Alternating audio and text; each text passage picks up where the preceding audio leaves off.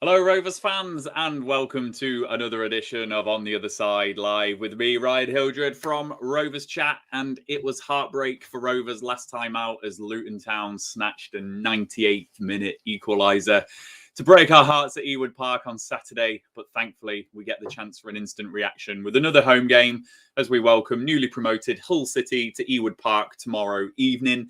And to help us get the lowdown on Hull, I'm delighted to welcome Tigers fan Joe Collins for his debut on the show. How you doing, Joe? I'm all right, Ryan. Thank you. Thank you for having me on, first of all. And you have heartbreak. We also drew. We're both loving a draw at the moment. Should be an interesting fixture. Well, we will get into your start to the season very shortly, so we will see how we compare in that regard. But Rovers fans watching, of course, please do subscribe to our YouTube channel if you aren't already. Please hit that bell symbol to turn on all notifications for all of our video content. And of course, please give this video a big like and all of our other videos a like.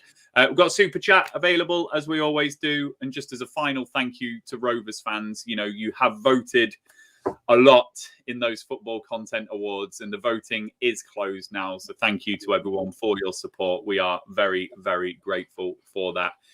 And a big thank you, as always, to 6 Yards Out and Blue Rose Capital for their continued sponsorship once again this season. So, Joe, let's make a start on this video then.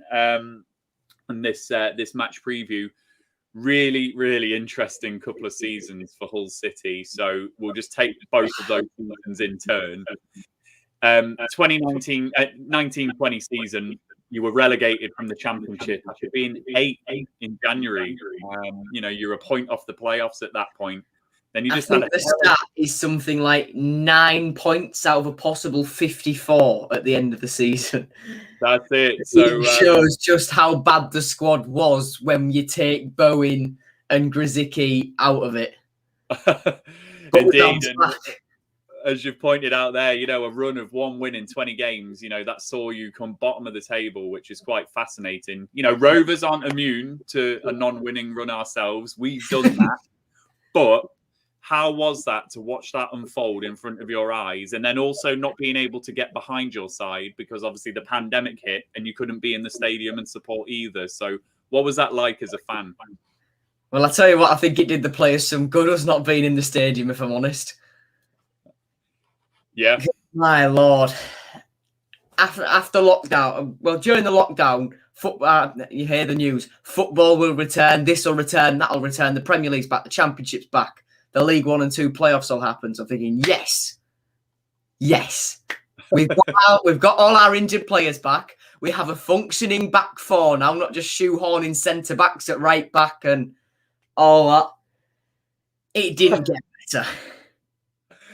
No, it didn't. And obviously you were relegated, but, you know, let's not focus on that season. Last season, like Rovers, when we were relegated into League 1 as well, you importantly bounced back at the first attempt, and you wouldn't. That is such a big thing to do because we've seen teams like Portsmouth, Sunderland, these sorts of teams who come down and they're just stuck there.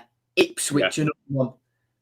Charlton are in there for a second season. They came down with us. Wigan is a slightly different situation, so we'll give them a free pass through last season. But even though they you couldn't be there to enjoy it. You know, how important was it to get back at the first attempt for a side like Hull City? It was so hard watching our one winning season from home. You know, we had the free streams, we had the free shirts. We just didn't have the atmosphere of going to the... We didn't have the atmosphere of going to the ground. And that was the biggest... That was the only issue I had with last season. We had bumps along the road, but every team has that. There is no bump bigger than what we had the season before. We got rid of some of the players who were bad eggs in the dressing room, by the sounds of things. We brought in players who want to play for the club. We have a really, really good young crop of Hull-born talent coming through. Off the top of my head, Jacob Greaves, Keane Lewis-Potter, Louis Coyle, Will Jarvis is making his way into the first team, as is Ollie Green. There's Brandon Fleming there as well. Andy Smith. So we've got a good core of young players all coming through. Some of them are out on loan this season, getting experience. Andy Smith's at Salford, Matty Jacobs at Gateshead, Ahmed Salam and Billy Chadwick are at Linfield, playing in European competition, which is massive. Chadwick's scored his first goal in European competition for Linfield, which I rate very highly. Jake Leake's out on loan, so is Harry Wood. And we were trying, and I'm sure throughout this season, if we can't get players like Josh Hines, Ollie Green, Macaulay Snellgrove games, we'll ship them out to League Two and National League sides to get them some minutes as well, because that's where our future lies. That's, as a club, what we're doing. Taking players out of the academy and building them up, being stars in our first team. And then, like we did with Jarrod Bowen, sell them on for a great profit, which will probably be the end of our season. And a lot of clubs are going to land on that model, I think. And Rovers, we've got a good academy as well. So that was going to be one of my questions, actually, for you, Joe. How do the two sides compare? Obviously, the pandemic hit, and you've got a team that's hurtling towards relegation. We're all back in stadiums now. So what side are you looking at now? What's the Hull City you see before you between the two times that you've been in a stadium watching them? Well, the main difference, I think, is, as a fan myself, I've learnt to give the manager a little more time. I was jumping straight on his back. The first game after we'd had Bowen and Grzycki ripped from our side was a 5-1 defeat to Brentford. Then we went and lost 3-0 to you guys at Ewood Park, where we nearly conceded within the first 10 seconds because Sean McLaughlin forgot how to control a football. Then we had a 4-0 loss to Leeds, a 5-1 loss to Stoke, and then lockdown hit and it didn't get better. Another defeat to Charlton, defeat to West Brom, defeat to Millwall, Luton, 8-0 at Wigan, 3-0 defeat on the final day in Wales against Cardiff. I don't know what I'm missing, and I don't really care, because we're past that. We have a trophy in the cabinet. There all the way through last season, there were still fans. I've seen a comment here from Michael Pearson. Interesting to know how Grant McCann is viewed. Does he have what it takes to keep Hull in the Championship? Always seem to have a third division ceiling. All the way through last season, there were McCann's doubters. There were still the people saying he should have been sacked. I was in the boat at the back end of last season. He should have been sacked, but by the time he would have been sacked, the damage was already done. I said at the start of the season, he's done well in League One before, with Peterborough, with Doncaster. If we're up there and fighting, he'll sway me. If we don't get promoted, I don't think he deserves a third season. We went up as champions. And the business that McCann did last season, bringing in all the players we needed to fill different positions. We had no right backs going into the season. We brought two in. On one in words. We brought two in 1 day. Louis Coyle and Josh Emmanuel. We brought in some centre-back cover. Alfie Jones. We needed him. We didn't need any left-back cover. But throughout the season, we did, because players were getting injured. So we brought in Max Clark halfway through the season on deadline day in January. Richie Smallwood came in from you guys. He gets a lot of stick from the fans. But the people who don't understand the job he does for this team don't know ball. Simple as. Well, Richie Smallwood was going to be my next question, and FM's put it here, obviously, the Richie Smallwood derby. So I just want to explain something to you, Joe. So there were plenty of players who were part of our League One promotion side that played a really important role. And the likes of Bradley Dack, Charlie Mulgrew, Danny Graham, they get the headlines. But Richie Smallwood, he had a song after him in our League One season, the King of Ewood. He was that important to us. And unfortunately, when we got into the Championship, he found his time in the side less and less, and then ultimately left. And I'm looking at Hull this season, and I'm fearing that history's just repeating itself. I think that's a very, very good point, because we've brought in Tom Huddleston, because we've brought in Matt Smith, George Monker, Andy Cannon, but predominantly Huddleston will be the one who displaces Smallwood. As soon as he's match fit, McCann has put him in the side, but Smallwood is still the captain. He's a crucial member of our dressing room. He's a lovely, lovely man. Yeah. And he's a big, big factor in and around the club. The dressing room is together, and he's a crucial part of that glue. Because he's so experienced. We've got a young squad, but players like him, like Josh McGuinness, like Tom Huddleston, the experienced heads are so crucial for us as mentors, as leaders. They are what will make the difference this season in passing on their knowledge to the younger players. And where we're missing in that is we should have brought in an experienced centre-back. There was links with Curtis Davis before he went back.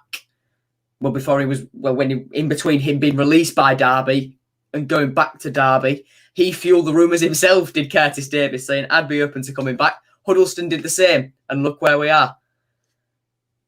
We needed someone like that in that back line, because all of our defenders, or centre-backs at least, Jacob Greaves is 20, Deshaun Bernard is 20, Alfie Jones is 22, and Sean McLaughlin, I think, is 22 as well. 4 extremely young centre-backs. And if you bring into that Festus Arter, who we've loaned out, Andy Smith, who we've loaned out, Jake Leake, who's out on loan as well, that's 7 inexperienced centre-backs. All of them, bar Sean McLaughlin, that's only by a couple of games, new to the Championship. We needed an experienced head, but because of the embargo we're under, we just couldn't make that move happen. Sure.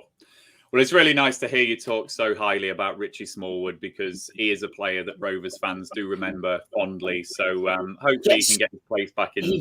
In pre-season, right, we played Mansfield, Scunthorpe, Sunderland, and Man United's under-23s.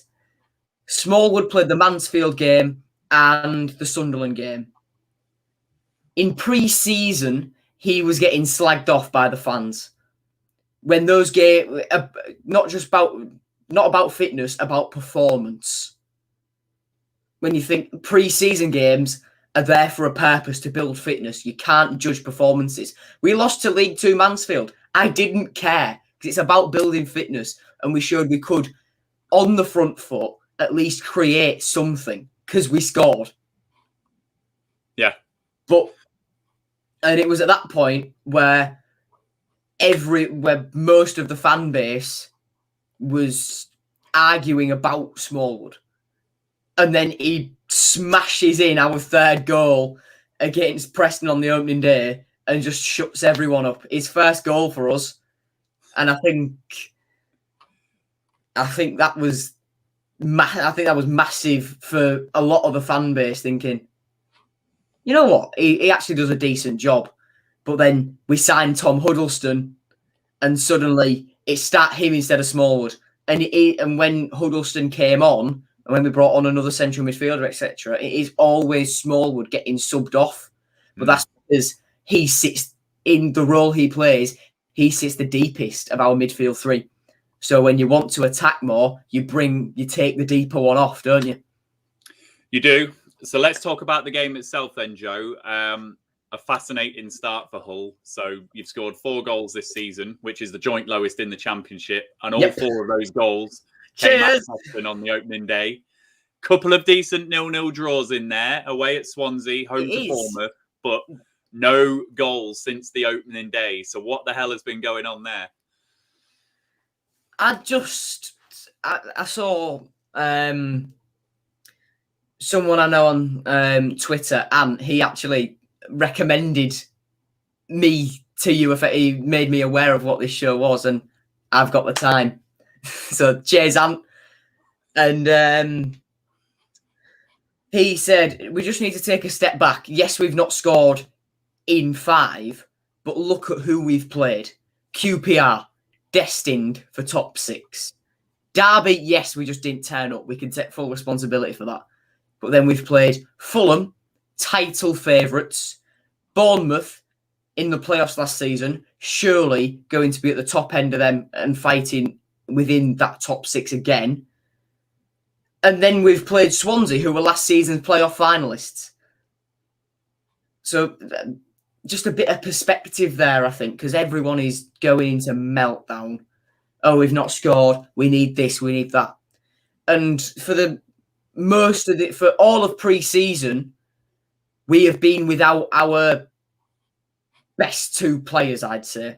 Our player of the season from last year, George Honeyman. The overall player, fans player, players player. He swept the awards. And when you're without him, he's had to have ankle surgery. He's going to be back on Saturday, I think, so he's just missing out on this one, which is a shame. But you take him out the team. Bear in mind, he got 14 assists last season. We're not going to create as much. And when you take out our top scorer as well, Malik Wilkes, who didn't have a pre-season, came in against Preston, got injured in that because he was on the wrong end of a very, very bad tackle. He's back now, but he's not had a pre-season. He's only been doing light gym work with his calf injury. He's not going to be match fit yet. Once we get those 2 back and firing, it takes the pressure off Keane Lewis-Potter to create everything. It takes the pressure off whoever's in the middle, whether it be Tom Eaves, whether it be Tyler Smith, whether it be Josh McGuinness, whether it be young Josh Hines. It takes the pressure off them in the middle, trying to create something. And it gives us more options, because not only does Honeyman drag the team forward, create chances, when Wilkes is fully fit, he scores goals. He scored goals for us in the Championship, albeit few and far between. But that's the situation we were in at that time.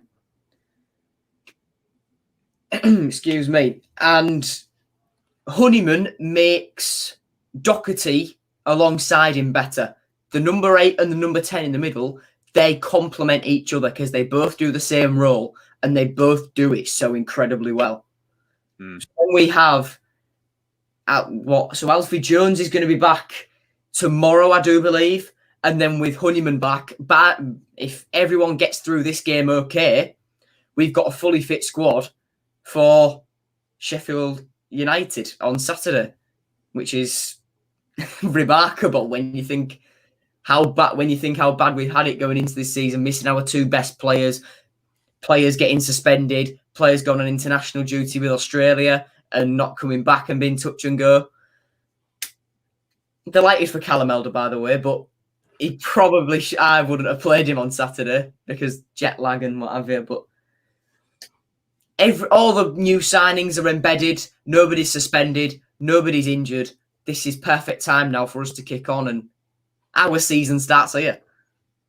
Brilliant. Well, the other thing I just want to focus on is just possession-wise. Hull are quite low overall in the Championship this season, 21st place. That 42% average is higher than Rovers, incidentally. We're 23rd overall with just 40%. God, it's going to be a fantastic game for keeping the ball, isn't it?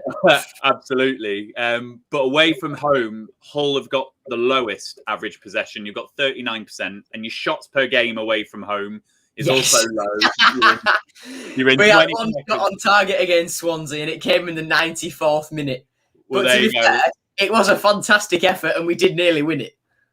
So it's quite low. It's 22nd. So I just want to check a couple of things here with you then, Joe. So firstly, are you struggling to impose yourself in games? So what is the game plan when you go away?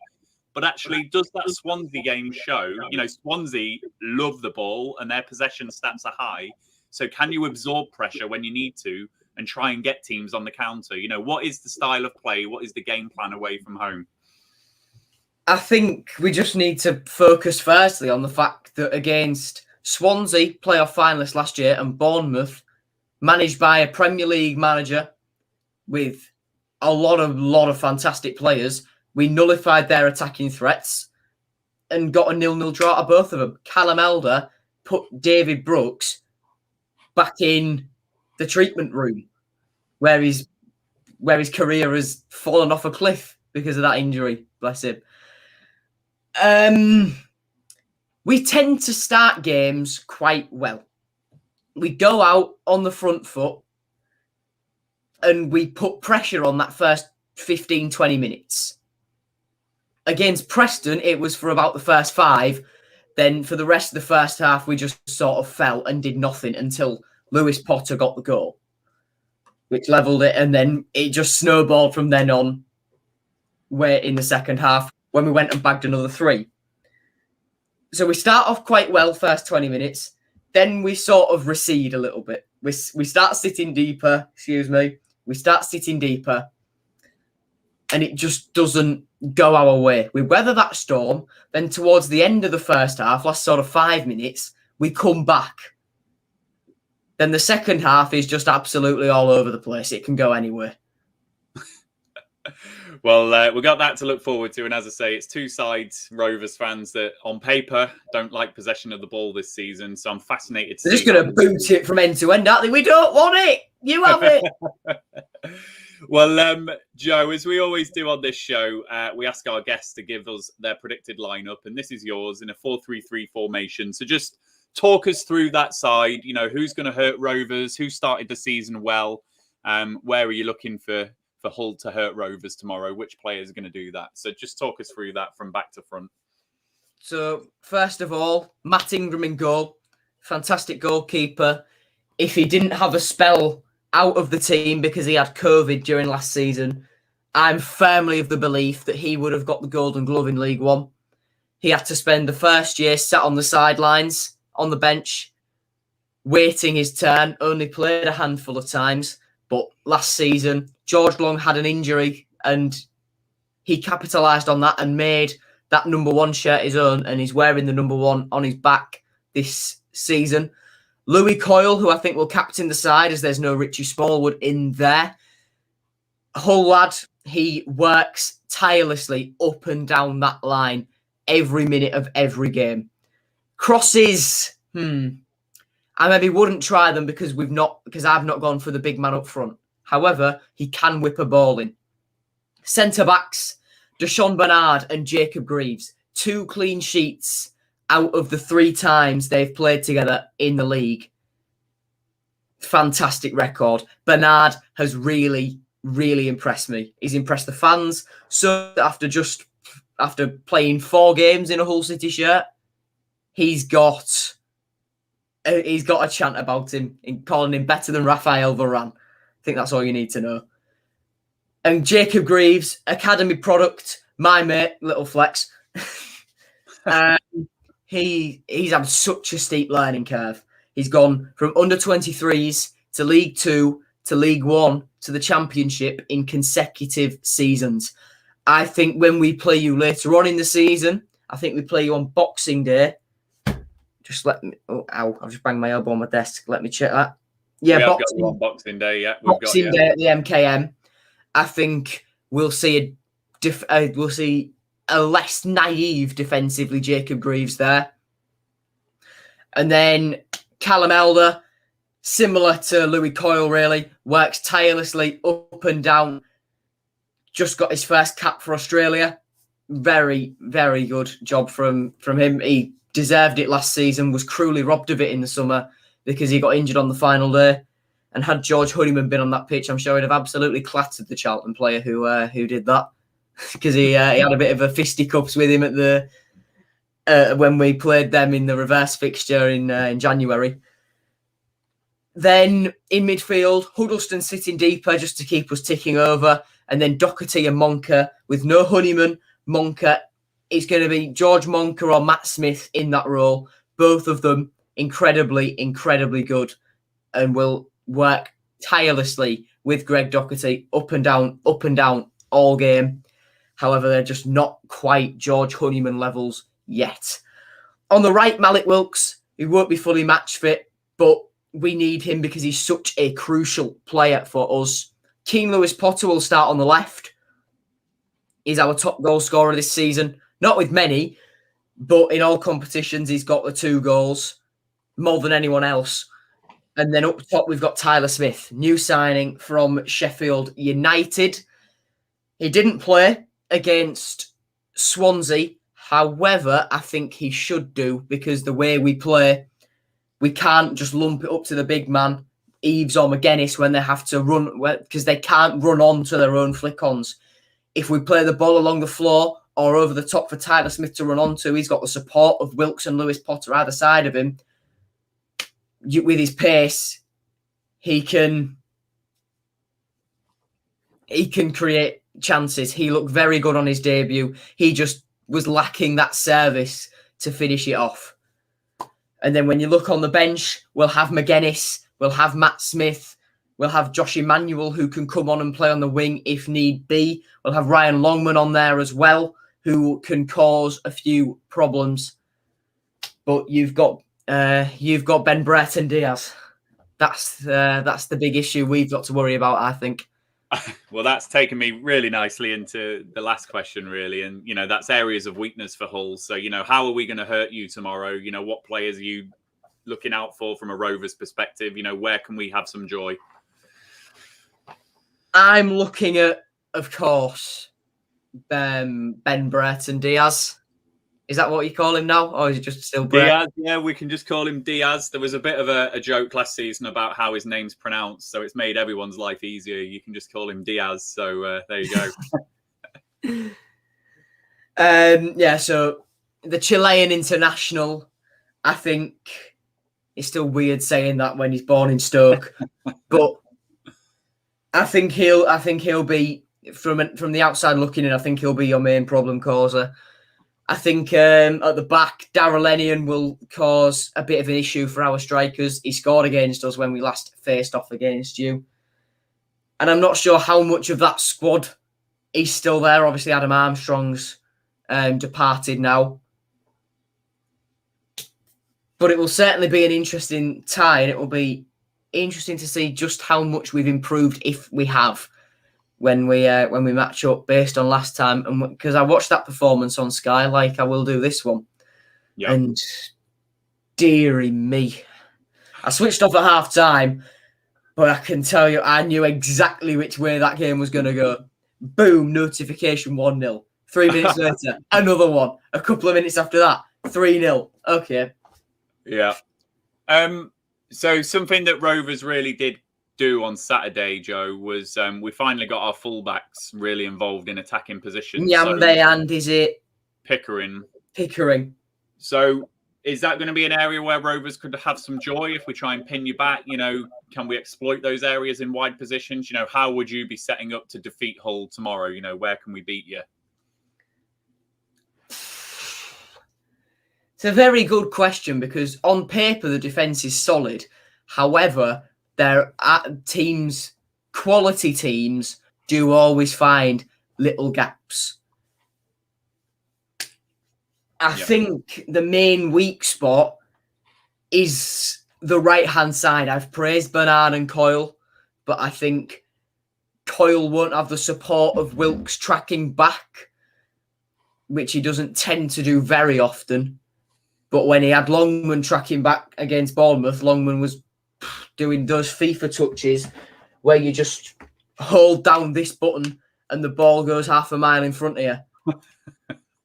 And it was risky passes everywhere, and he just didn't look very sharp at all. But I think Wilks will be instructed to track back, because I think Grant will have studied the way you've got Nyambe and Pickering involved. But you could, if you cross a ball in, maybe. But I think your best way is to play through us.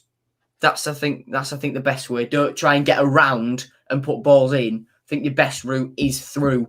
When Doherty and Monka have pushed up, Huddleston's maybe a little bit higher as well, trying to make something happen. on the counter, you can, if you've got the men advantage, you can just pick the holes, because I think Huddlestone's game was never about pace anyway when he was playing for us in his twilight, not in his twilight, in his prime years, but now he's in his twilight years. He's lost even more of that pace. Yeah. So still probably being 100 metres. Well, we do tend to play through sides usually. We don't like to put balls in the box. So maybe some joy there for Rovers with what you've described. So Rovers fans, we have reached the part of the show where I'm going to ask you for your score predictions. So please load them into the comments. I've just been drawn to a couple of things from FM.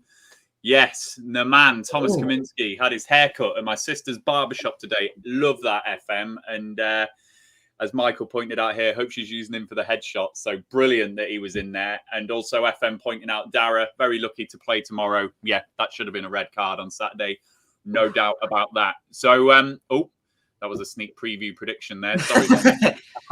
So, Joe, how do you think the game's going to go tomorrow? What type of game are you expecting? What's your score prediction? Rovers fans, load yours into the comments and we'll pick them off at the end. Two teams that don't like possession. Two teams, well, you attack better than us, absolutely, but I think this screams 0-0 draw again. I think this is going to be our third 0-0 in a row, which isn't a bad result because you're a decent side, but I think we need to change that against Sheffield United, because that's a big game. We need to beat the teams in and around us. They've had a poor start, but we've got to take it one game at a time. We've got to focus on the test that you're going to give us. Then we can look at the 12:30 kickoff on Saturday. So you're saying 0-0. Do you know what? I'm saying 0-0. I'll be happy with a point. I'll be elated if we walk away from Ewood Park with a win. Absolutely elated. Do you know what, right? There's method to your madness, because Tuesday night games at Ewood Park, our atmosphere can be really flat. It can be really quiet. It can be really flat. And do you know what? If it's half time and it's 0-0 and it's still going into that second half and it's still 0-0, it could just peter out. So there is a little bit of method to your madness. But just to give you my prediction, we are hurting from that result on Saturday, and I've got no doubt that the players are going to be fired up. And, you know, with the greatest respect to everything you've said, Joe, and Hull City on paper, we've got to be identifying Hull at home as a game that we've got to win. You know, you've got to win those games. You really have. Yeah. And our record against you, you know, Dan and I did a little preview video on the channel. I think we've not won in our last... Where's the stat? Hold on. It's on my file of graphics for my preview I did the other day. We have got a good record. Joe's going to get the stats. We have got a good record at Hull. So we are winless in our last 3 games against you. In our last 5, we've only won once. We've lost 4 times, won once, drawn none. The only win in those 5 was a 1-0 victory away at Ewood Park in the FA Cup in January 2018. Ola Aina with the goal. I have just seen a comment there from Stephen Mason. Us a good side, are you joking? Stephen, there we go. Right, so I'm going to say, I didn't actually give you my score. I'm going to say 2-0 to Rovers. I don't think it'll be the greatest affair. I don't think it'll be the most atmospheric game. I think it'll be a typical Tuesday night at Ewood Park. But I fancy us to get the job done. I think the players are hurting. And I think everything that you've described, Joe, just suits how we want to play. You know, if we're going to play through you, if we're going to, you know, attack at pace, things like that. We've got that in our locker with the players that we've got. So 2-0 Rovers. So let's look through these predictions. Benjamin, 2-1 to Rovers. Michael, I'll take any win tomorrow. I reckon it will be tense. Let me know your So will I. Michael, let us know what your actual score prediction is, though. Autumn's gone 2-0 Rovers. Benjamin, will the former King of Ewood be playing? We don't think so. Joe has explained that I think he might be subbed on if need be. However, I think it's more likely that Huddlestone, Matt Smith, Cannon could all get in there ahead of him. And on a genuine note, Joe, we would love to applaud Richie Smallwood tomorrow at Ewood Park. Didn't really get the chance to say goodbye to him properly. My captain. Yeah, well, we didn't get a chance to say bye to him properly with the pandemic, and he was a big part of, the Rovers League One promotion squad. So would be good to applaud him nonetheless tomorrow. So there we go. FM has gone 3-1, and then Michael 1-0 Rovers, Pickering again. So there we go. So that's it. Rovers fans fairly confident. Joe, thanks ever so much for giving up your time this evening and giving us some really good insight on Hull City. Good to have you back in the Championship.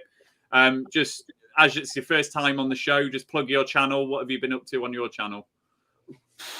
Well, Old Grandpa Joe on YouTube. Just cover all the Hull City games. I've covered all the stuff throughout the transfer window, all the rumours, all the confirmed ins and outs from the world of Hull City. I just waffle about football on the internet for 10 minutes every week. That's to summarise it. But you can find me, Old Grandpa Joe on YouTube, old_Grandpa Joe on Twitter. And if you want to see me on Instagram, where I occasionally talk about F1, and I put something very rude about Max Verstappen on there yesterday. May or may not have called him a naughty word and had to talk to people who don't know the rule book of racing about why Verstappen was at fault for a crash. So if you want to see me waffle about F1 and City, Hull City on Instagram as well, it's old_grandpa.joe. And yeah, that's about it. No, been a pleasure. Been a pleasure, Ryan. Thank you for having me on, and cheers for watching, everyone. No worries. Top man. So Rovers fans will be back with all of our content tomorrow. Ollie Walker-Peel will be doing the live watch along. And then we've got the instant reaction and match day experience videos to follow as well. If you've not checked out the match preview that Dan and I did earlier on, go and check that out on the YouTube channel as well. That went live at 5 p.m. So that will give you some additional stats and other stuff for the game. If you're not subscribed to the YouTube channel, hit that subscribe button. Please give this video a big like. And if you're at Ewood Park tomorrow, please please enjoy the game. I'll be there tomorrow night, so enjoy it. You're cracking me up there, Joe. Absolutely. But we'll leave Rovers fans to the rest of their evenings, and we will see you soon. Goodbye.